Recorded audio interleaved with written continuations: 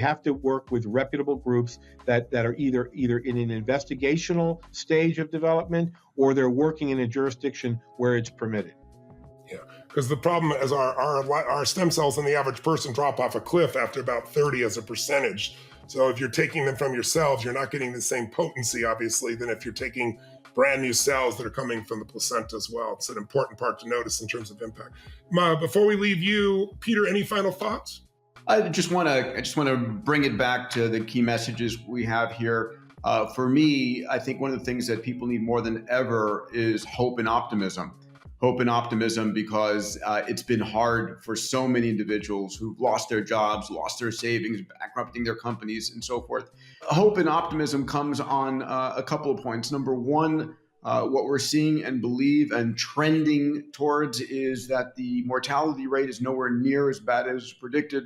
Number two, we're going to see a tsunami of different solutions that are coming, antivirals, therapeutics, vaccines that are coming. I run a global prediction engine, and right now the prediction is that we'll see a vaccine before the end of the year, maybe mid-December. That would be great going into the next flu season, at least on the Northern Hemisphere.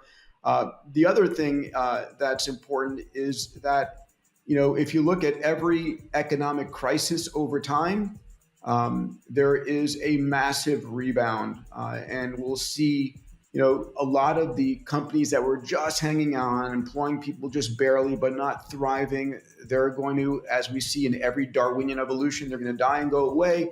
But like we saw out of 2008, we saw WhatsApp and Venmo and Uber and Airbnb and the invention of massive amounts. So if you're at home and you're in this global quiet period, besides spending time meditating, eating right, sleeping well, exercising, which are things that you can do for immune system right now, got to mention those.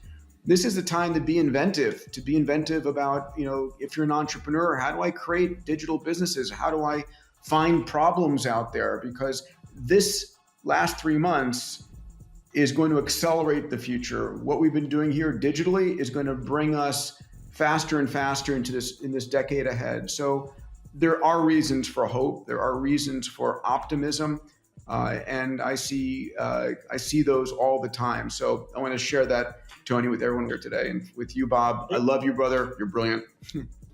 Thank you both. Look, we're going through a bit of a winter, but winter's followed by spring, and you can feel the beginnings of spring starting to crack as you start to see the numbers flatten and come down, a little less fear in people reevaluating, seeing real numbers, and all these mass drive of solutions that are moving us forward. So let's bring forward together. The opportunities are greater than they've ever been in human history. We keep our intelligence. We are a resilient species. No little floating through the air or something that somebody sneezed on us stopped us in a million years, and it's not going to happen now. So let the fear aside, focus on the solutions. Thank you, Bob, for bringing forth some of the most important solutions, not just for COVID-19, but for we as a human race moving forward have healthier, stronger, and more high-performance lives, ones we can really enjoy. It's not just length of life, quality of life that cell therapy can make a big difference for. Peter, thank you for being my dear friend and partner. God bless you all, and we'll see you soon. Live strong, live with passion, and God bless. Take care, everybody. See you soon. The Tony Robbins Podcast is directed by Tony Robbins and produced by the Tony Robbins team. Special thanks to Dr. Bob Hariri and Dr. Peter Diamant.